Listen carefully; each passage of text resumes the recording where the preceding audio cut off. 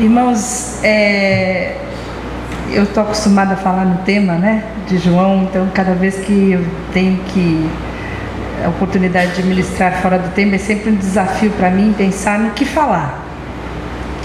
Em que a gente pode falar no momento onde a igreja se reúne, é sempre uma responsabilidade muito grande. E na semana passada o Leandro esteve falando conosco sobre como ser cristão é muito mais do que uma nomenclatura, como pertencer a Cristo é muito mais do que uma sucessão de atos coordenados, é um compromisso, e foi toda uma palavra trazida para os nossos corações, trazendo uma consciência desse pertencimento que todos nós temos, de sermos parte do corpo de Cristo, de termos a Cristo como Senhor, crermos em Cristo, e por isso, e todas as implicações em pertencermos a Cristo, tudo isso que traz para nós. Mas eu pensava que enquanto cristãos, na nossa caminhada, e nessa vida que nós chamamos de vida cristã, que Cristo falou para nós que seria uma vida abundante, que seria uma vida eterna. E eu tenho dito para os irmãos que vida eterna não é uma quantidade de vida, mas é uma qualidade de vida.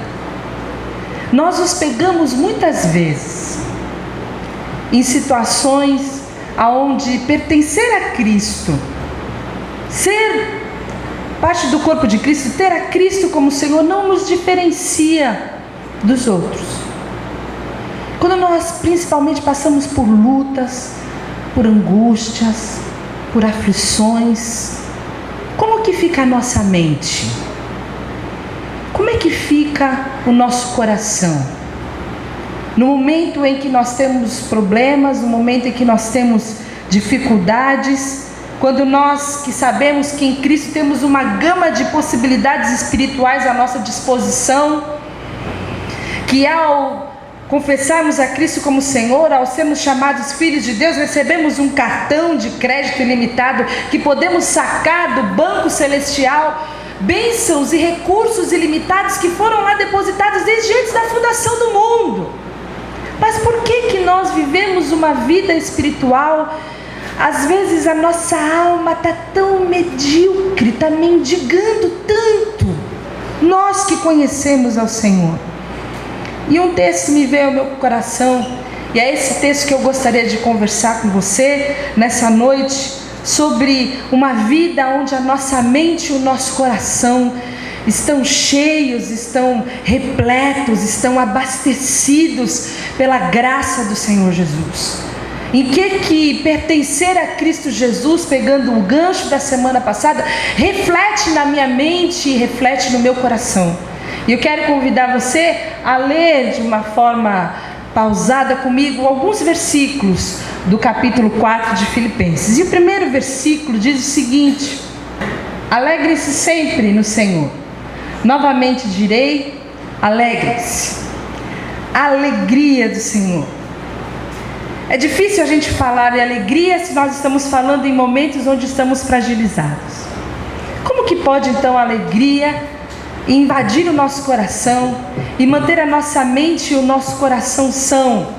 Essa alegria, em primeiro lugar, não é uma opção. Quando nós lemos alegrem-se sempre, é uma ordenança, está no imperativo. Deve ser uma marca de todos nós a alegria. Ao olharem para você, ao invés de ver você com aquela cara de peixe comprido, bravo, ranzinza, eles devem ver em você alegria. Alegria, porque você recebeu a boa nova de grande alegria. Porque você foi chamado para um reino que é de alegria, de justiça e de paz, mas também é de alegria. Porque habita em você um espírito que produz como fruto alegria. Porque a alegria é a marca do cristão, e a ordem de Deus, em primeiro lugar, é: seja alegre. Alegre-se, alegre-se sempre. E esse sempre é que é a diferença nesse versículo. Porque essa alegria do Senhor, ela é além da circunstância. Ela não depende das nossas necessidades, ela não é uma alegria que é a ausência do problema. Ela não é uma alegria que depende do que está fora de nós, mas é uma alegria que está vinculada com quem está dentro de nós. É a alegria que nós temos por pertencermos a Cristo Jesus. E quando eu leio esse texto de Filipenses, eu sempre me lembro quem escreveu e aonde ele estava. Quem escreveu esse texto foi Paulo. E quando ele escreveu alegre-se sempre, ele estava num calabouço, ele estava numa prisão. Ele estava numa prisão fétida, úmida, com parcas condições de higiene, provavelmente comendo muito mal. Ele estava esperando ser julgado e a sua condenação seria a morte. Ele seria decapitado. E a espera desse julgamento é que ele escreve: alegre-se sempre.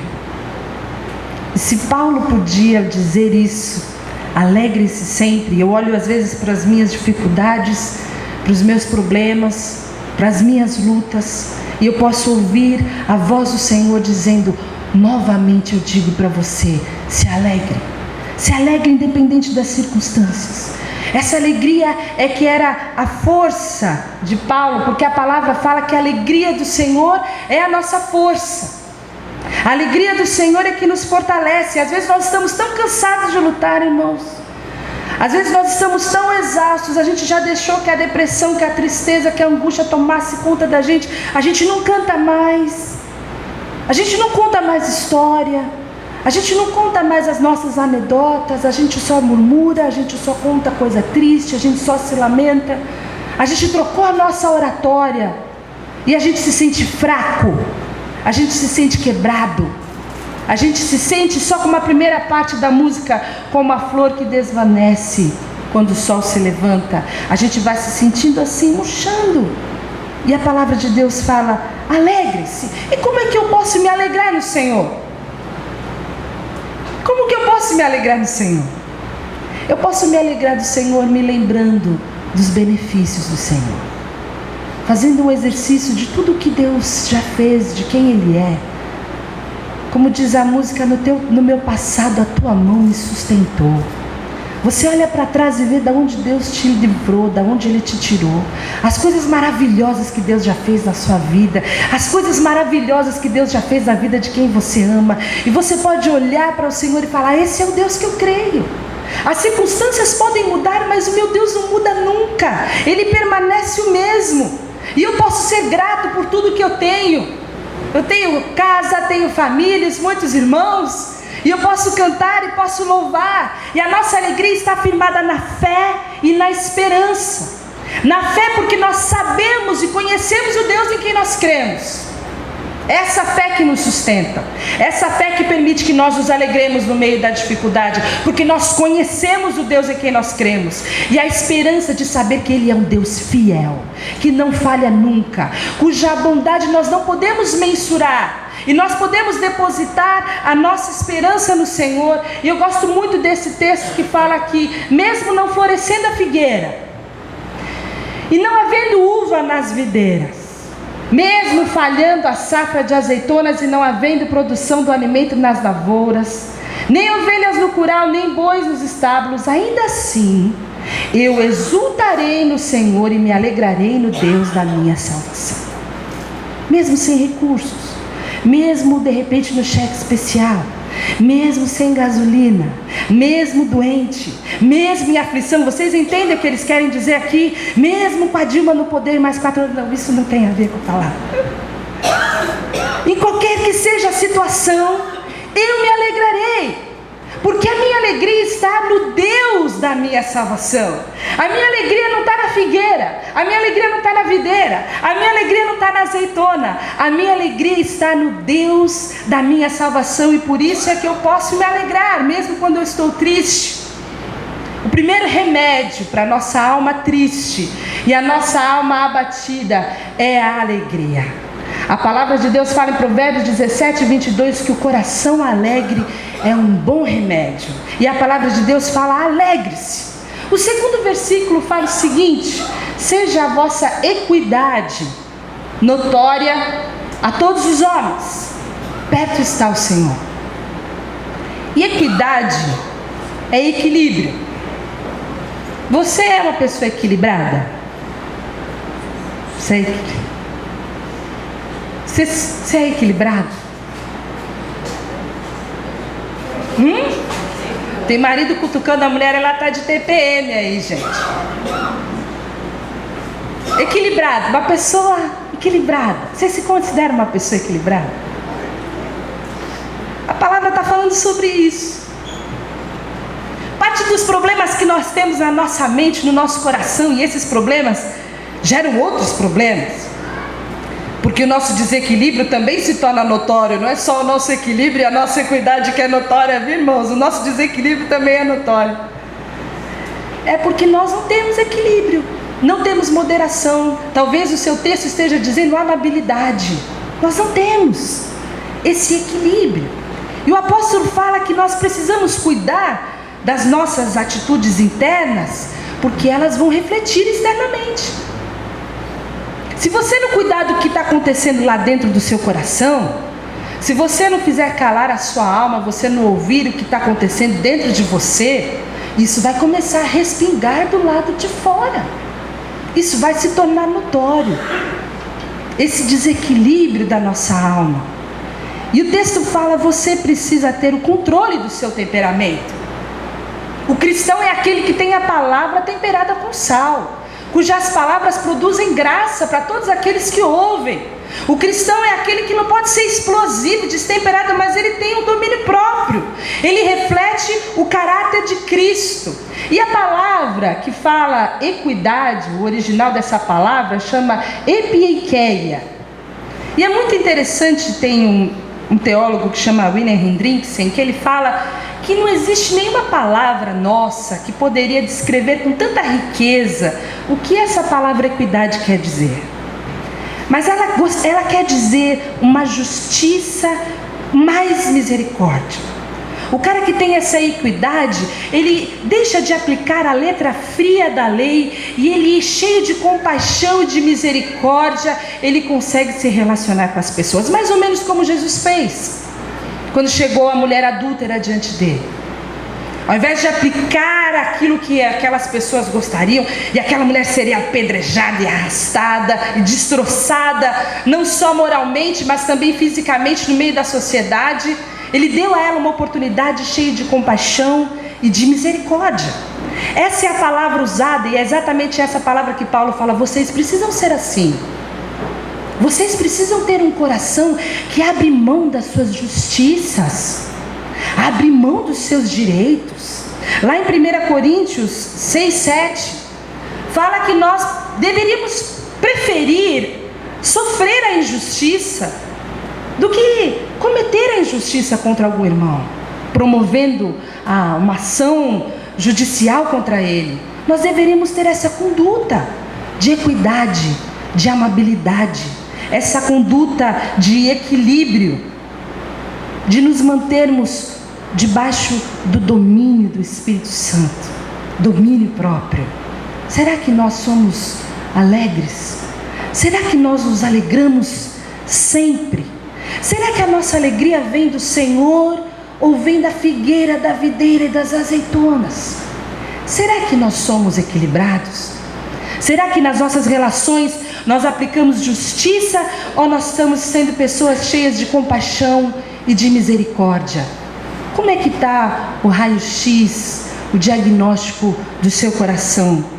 Porque a palavra continua dizendo o seguinte: não andem ansiosos por coisa alguma, mas em tudo pela oração e súplicas e com ação de graças, apresentem seus pedidos a Deus. Esse é o versículo 6.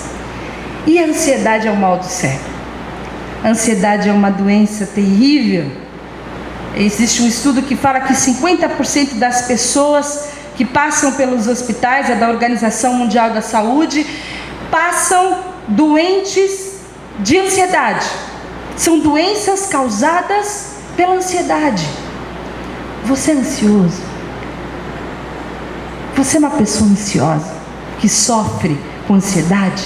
Porque essa ansiedade atinge crianças, atinge jovens, atinge adultos, atinge os mais velhos, atinge as pessoas mais inteligentes, atinge os menos cultos, atinge a todos.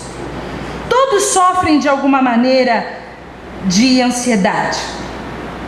E Warren Wiersbe diz que a ansiedade é um pensamento errado e um sentimento errado que nós temos com relação às circunstâncias, às pessoas e às coisas.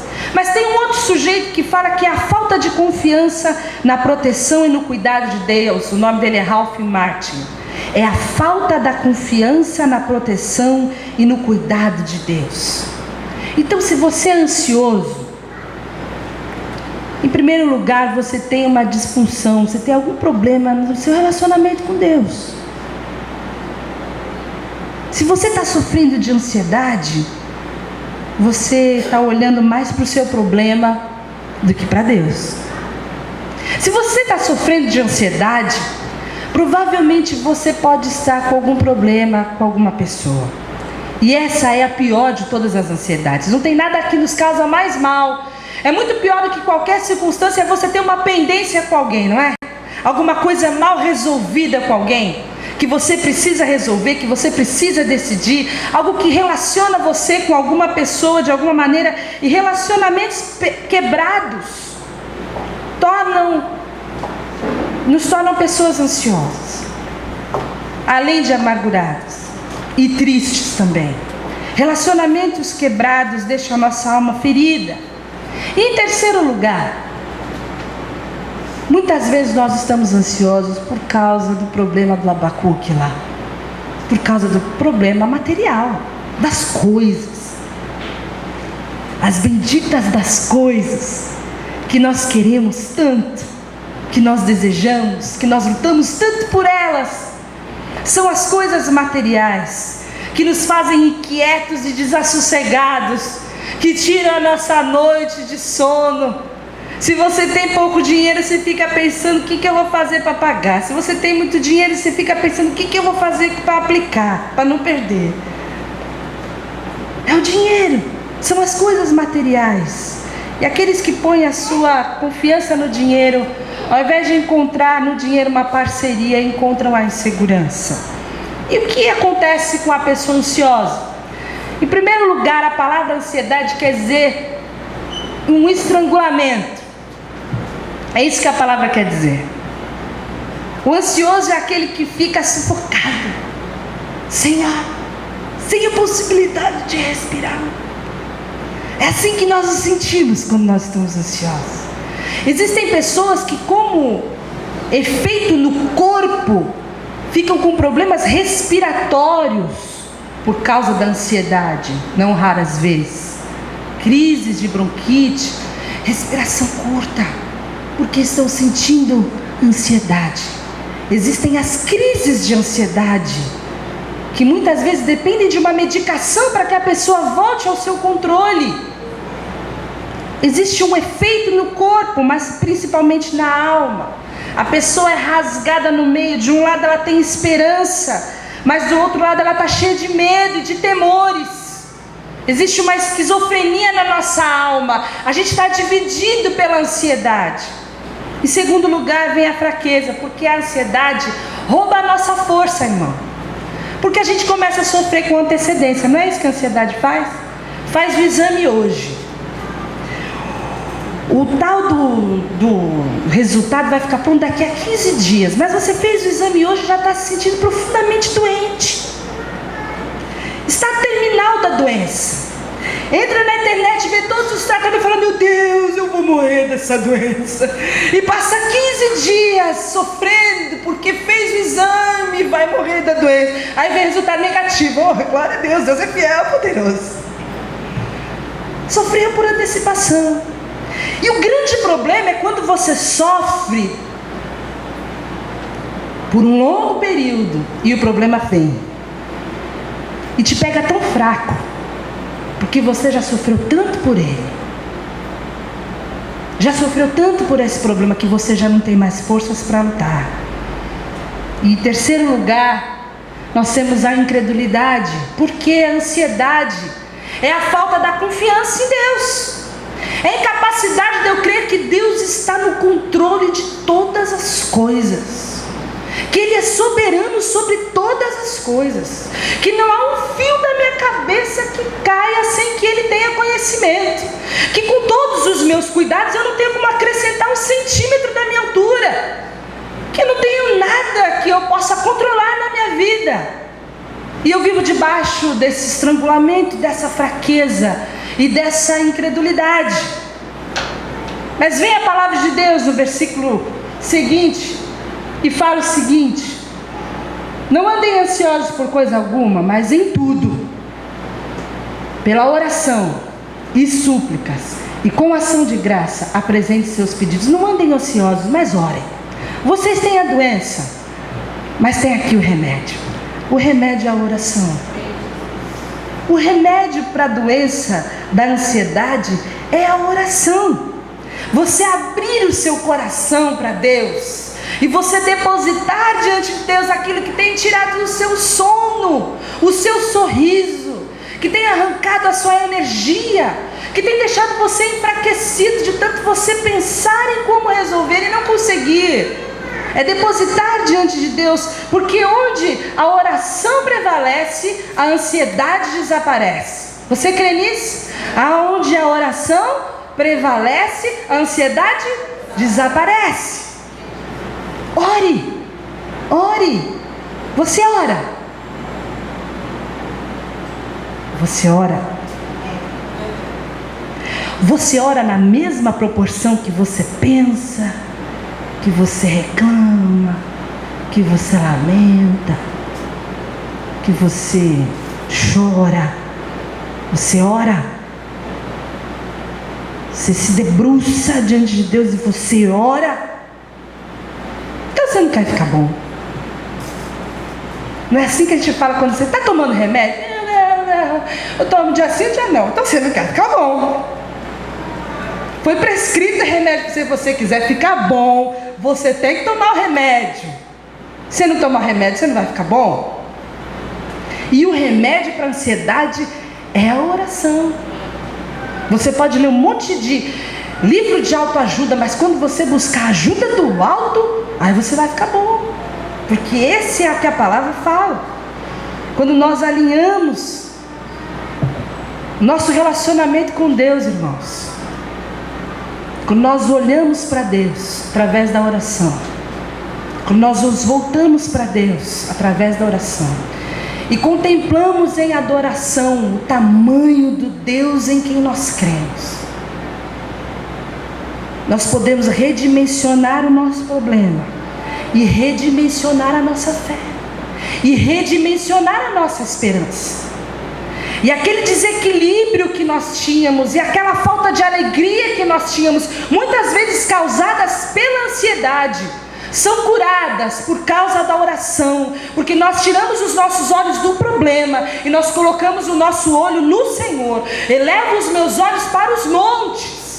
De onde me virá o socorro? O meu socorro vem do Senhor. O Senhor que fez o céu, o Senhor que fez a terra. Ele é o Todo-Poderoso, Ele pode todas as coisas. Não há problema tão grande para Deus. Mas também, irmãos, não há problema tão pequeno para o olhar paternal do Senhor. Ele sabe exatamente tudo aquilo que aflige o seu coração. E você pode orar sim. E você pode se colocar diante de Deus em oração, em contemplação. Você pode pedir. E Tiago fala, vocês não têm nada porque vocês não pedem. Vocês devem pedir. Jesus fala, peçam e será dado. Busquem e vocês vão encontrar. E vocês também devem orar agradecendo. Devem ter nos seus corações louvor, adoração. Devem ter ações de graça. Devem colocar as suas vidas para olhar para trás e agradecer e louvar. Não se esquecer de nenhum dos benefícios. Olhar agora para o presente e contemplar a um Deus que pode todas as coisas. E olhar para o futuro e saber que lá no futuro o Senhor já chegou. Porque Ele é o Deus do nosso futuro, o Deus em quem todas as coisas estão escondidas. O remédio é a oração. E como consequência, o versículo fala que a paz de Deus, essa paz que ninguém consegue entender, ela guardará o coração e a mente de vocês. pois vocês estão unidos com Cristo Jesus. Vocês entendem? Nós estamos unidos com Cristo Jesus. O nosso coração e a nossa mente não pode ser alvo de toda sorte de angústias e de ansiedades, porque nós estamos unidos com Cristo Jesus. Nós temos a vida cristã, nós temos a vida eterna, nós temos a vida abundante. Não é para nós vivermos uma vida trôpega, entristecida, não é para vivermos uma vida desequilibrada, não é para nós andarmos ansiosos, mas é para vivermos uma vida cheia de paz. A paz que é de Deus, a paz que vai ocupar no nosso coração o lugar da ansiedade. Aquele lugar, a paz invade o nosso coração. É paz de Deus, é coisa de Deus, não dá para compreender. Homem nenhum entende como pode viver assim em paz. É transcendente. Ela coexiste com a dor, ela coexiste com a lágrima, ela coexiste com o luto, ela coexiste. A pessoa pode dizer para você: eu estou em paz, porque a paz não depende das circunstâncias. A paz vem de Deus, a paz é de Deus, e essa paz, ela vem como um sentinela, como um guarda. Nós temos os guardas aqui. Você imagina um guarda assim, ó, o tamanho do Moisés de um lado, e outro do tamanho do Wagner do outro. Um está guardando a tua mente, e outro está guardando o teu coração. Quando a ansiedade chegar, a paz de Deus bota a ansiedade e a tristeza, todo o desequilíbrio da nossa alma para correr, porque é a paz que vem de Deus, é a paz ministrada pelo Espírito Santo de Deus. E outra coisa que precisamos guardar é a nossa mente, porque Paulo fala, por último, meus irmãos, por último, encham a mente de vocês com tudo que é bom e merece elogios. Isso é, tudo que é verdadeiro, digno, correto, puro, agradável e decente. Vocês entendem isso? Eu vou ler de novo. Encham a mente de vocês com tudo que é bom e merece elogios. Isso é, tudo que é verdadeiro, digno, correto, puro, agradável e decente.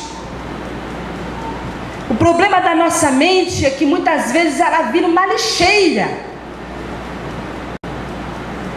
Nós não enchemos a nossa mente como uma mente de Cristo, de coisas sagradas, vinda dos céus, dando recursos para o Espírito Santo ministrar os nossos corações. Nós enchemos a nossa mente de lixo. E temos N problemas na nossa alma, no nosso coração. E a palavra fala, encham o coração de vocês, a mente de vocês, encham a mente de vocês de coisas boas. O nosso pensamento deve ser obediente a Cristo, diz a palavra de Deus. Todo o nosso pensamento deve ser um pensamento de acordo com o padrão de Cristo. Vocês lembram daquela expressão que mente vazia é oficina do diabo? Nós precisamos encher a nossa mente de coisas boas. E muitas vezes nós enchemos a nossa mente desses pensamentos ansiosos. Um estudo diz que 92% dos nossos pensamentos que tiram a nossa paz e nos trazem angústia são coisas que nunca vão nos acontecer. Nunca vão acontecer. Você já pensou nisso? Quantas vezes você ficou sem sono, angustiado e passou o dia inteiro pensando naquele negócio, não aconteceu? Então, nós precisamos arquivar na nossa mente coisas boas. A palavra fala que o homem bom tira coisas boas do seu coração, porque tem coisas boas arquivadas lá. Agora, se você só enche a sua mente de lixo, se os seus olhos, irmãos, prestem atenção, só estão contemplando coisas ruins, e os nossos olhos são a janela da nossa alma, você só tem colocado lixo diante dos seus olhos, você só tem colocado lixo para os seus ouvidos ouvirem. Como pode você ter uma vida abundante em Cristo Jesus? Que tipo de vida cristã abundante é essa que você quer ter, se você só se enche de lixo? A nossa mente deve ser recheada, a nossa mente deve ser uma máquina para pensar nas coisas que vêm do alto, vem de onde Cristo está assentado. Nós precisamos meditar e nos debruçar na palavra, encher a nossa vida de amabilidade, irmãos. Vamos limpar os porões da nossa mente, deixar a nossa mente e nosso coração um lugar habitável, porque nós somos templo, nós somos santuário do Espírito Santo de Deus. Seja a sua mente uma máquina de pensar coisas boas. Procure pensar sobre as pessoas, o que é bom e o que merece elogio. Não vai melhorar o seu relacionamento? Sabe aquela pessoa que você olha e fala assim, não me engana, isso aí não me engana. Pode esperar que isso aí eu não fui com a cara dele. Quando eu não vou com a cara de ninguém, já era. Ao invés de olhar para a pessoa assim, procure olhar para ela, como a palavra fala, pensando no que merece elogio. Ao invés de você olhar para uma pessoa e pensar e se projetar para ela de uma forma irreal, seja verdadeiro, seja correto, seja digno nos seus relacionamentos, seja decente no seu modo de pensar e no seu modo de falar. Reflita a equidade, porque a equidade é notória diante dos homens, e perto está o Senhor, diz a palavra de Deus. Viva essa vida. Essa é a vida que o Senhor tem para nós, os seus filhos. Encha a sua mente de coisas boas, encha a sua mente do que é correto, e pratique a palavra de Deus. Não adianta nada ficar tudo agora no âmbito da nossa mente. Sabe por quê? Amanhã de manhã você não vai saber nem o versículo que eu li. O que é mesmo? Era uma coisa de alegria, de ansiedade, que eu não posso ficar ansioso, que eu tenho que orar. Ela falou que eu tenho que orar. Mas, irmãos, a palavra fala o seguinte: ponham em prática o que vocês receberam e o que vocês aprenderam de mim, tanto com as minhas palavras como com as minhas ações, e o Deus que nos dá paz estará com vocês. E Paulo fala o seguinte: olha, vocês receberam e aprenderam. Será que você aprende o que você recebe? Será que você assimila? Será que você assimila? Você ouve e pratica? Ou você ouve e não pratica? É a diferença do sábio e do imprudente. É ouvir e praticar, ou não. E Paulo fala: vocês ouviram as minhas palavras e vocês viram na minha vida. A nossa vida deve ter coerência. Coerência. Falar e realizar, receber e viver e praticar. E a paz de Deus, irmãos, essa que não dá para compreender, vai curar a nossa alma. Vai curar a nossa alma. A alegria que vem do Senhor, que é um bom remédio, vai curar a nossa alma triste. Vai curar a nossa alma. Vai levar a tristeza embora. Porque ela vai contemplar um Deus Todo-Poderoso, que pode todas as coisas, que nos deu a maior dádiva de todas, que é a vida. Que é a vida. Porque sem Ele nós não poderíamos sequer respirar e viver e ter uma esperança de uma vida para além daqui. Mesmo que as situações não mudem, Ele é fiel e Ele permanece o mesmo. Isso vai se refletir nas nossas relações. Isso vai se refletir na nossa relação com as coisas. Porque a palavra fala: onde está o teu tesouro, aí está o seu coração. Se o seu tesouro estiver nas coisas, seu coração está nas coisas, e muito provavelmente você vai viver de uma forma desassossegada, querendo mais, buscando mais, patinando. E quando você encher os seus celeiros, como diz a parábola que Jesus contou: agora eu já posso descansar, estou rico. Ah não, vou construir mais um celeiro, vou trabalhar um pouco mais. O dia que te pedirem a tua alma, o que você preparou? Ansiedade? Aflição? Angústia? Onde está o teu tesouro, aí está o teu coração. Jesus conclui esse texto do Sermão da Montanha dizendo: não andem ansiosos por coisa nenhuma. Vocês estão preocupados com o quê? Com o que vocês vão comer, com o que vocês vão beber e com o que vocês vão vestir? Fala a verdade que brasileiro só se preocupa com isso, né? Olhe para os lírios, olha para os passarinhos. eu cuido deles e vou cuidar muito melhor de vocês.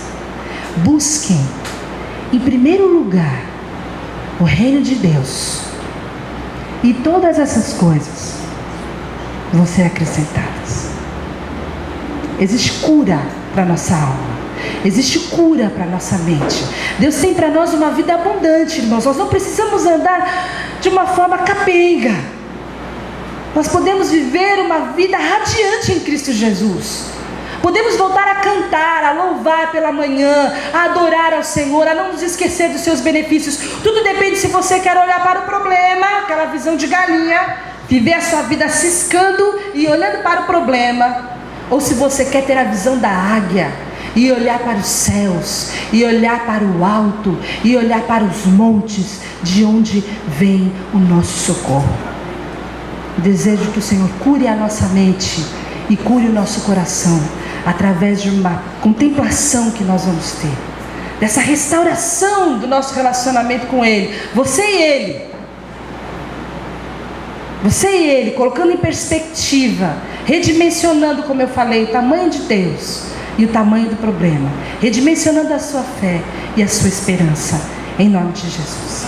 Vamos orar, irmãos. Senhor, nós te agradecemos pela Tua Palavra, nós te louvamos pela Tua Palavra, que pode fazer-nos sair do nosso vale, que faz com que nós saiamos das nossas cavernas, que faz com que Cristo seja para nós um raio de sol, que ilumina os lugares mais escuros do nosso coração. E nós queremos colocar o nosso coração diante de Ti. O Senhor conhece os meus irmãos, o Senhor sabe quantos aqui estão tristes, meu Senhor. Quantos que têm carregado motivos de tristeza, quantos têm carregado motivos de amargura, quantos precisam perdoar e serem perdoados, quantos precisam restaurar relacionamentos. O Senhor sabe quantos que têm vivido ansiosos e angustiados, que têm tentado controlar todas as coisas e esse controle tem sido infrutífero, Senhor. Quantos que têm vivido uma vida desequilibrada, Senhor. E nós queremos clamar a um Deus da paz, que possa através do seu Espírito ministrar a paz a cada um dos meus irmãos, em nome de Jesus. Essa paz que não se explica, essa paz que não se mede, essa paz que invade os problemas, essa paz que é maior que os problemas, essa paz que revela um Deus que é maior que os nossos problemas, que nós podemos confiar e ir com Ele além. Senhor, que nós possamos lançar diante de Ti toda a nossa ansiedade, porque sabemos que o Senhor é o Deus que cuida de nós. Em nome de Jesus eu quero pedir que o Senhor nos ajude a ter uma mente de Cristo, a limpar, a lavar a nossa mente com a água limpa, com a Tua Palavra, para que possamos viver a realidade do Teu Evangelho no nosso dia a dia, na nossa vida, a não sermos ouvintes esquecidos, mas sermos ouvintes praticantes, pessoas que ouvem, pessoas que recebem e pessoas que vivem a Tua Palavra. Esse é o meu pedido em nome de Jesus. Amém. Deus abençoe.